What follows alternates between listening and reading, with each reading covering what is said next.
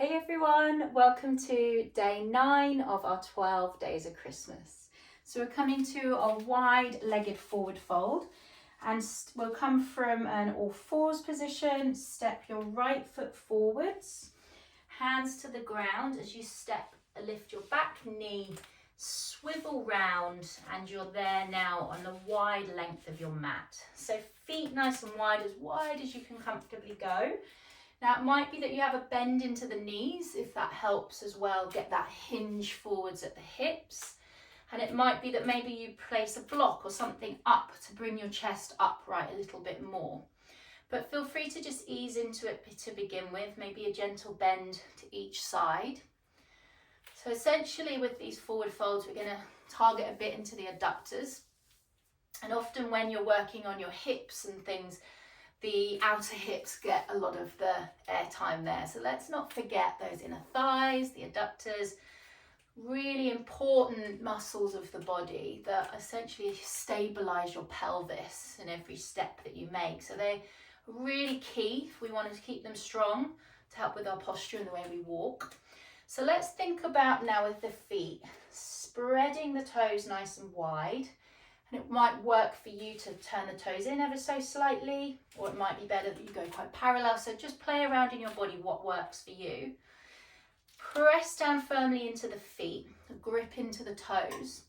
And I want you to imagine that there's like a magnet from the inner arch of your right foot, inner arch of your left, and that magnet is gently drawing together.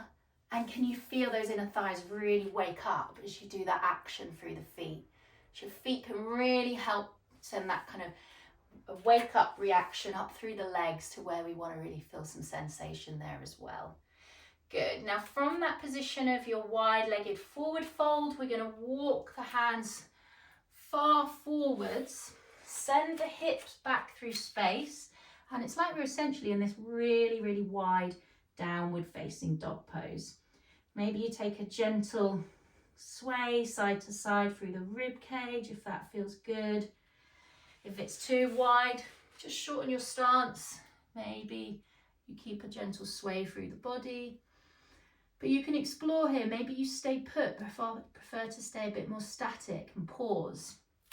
Or you could explore working again into those adductors a bit more, though, into the inner thighs as we take a side lunge. So we can bend over to the right side, let your weight shift over to the right side. Maybe you come up onto the right toes, left toes lift rather, and then you can shift that over to the left side. So coming into that side lunge on the other side, and alternate that side to side. Just as an addition to that wide-legged forward fold. Alternate from side to side. Explore how that feels on those inner thighs. Use the ground as a source of feedback, so maybe you can actively press down into the ground. Good.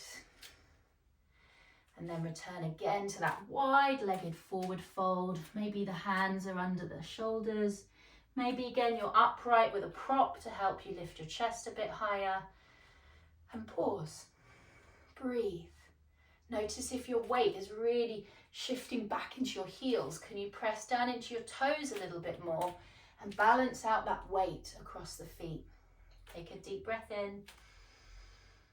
Exhale. And breathe. Good. Let's slowly release out there. Walk the hands forwards, lowering one knee, then the other knee. And you're done. Well done.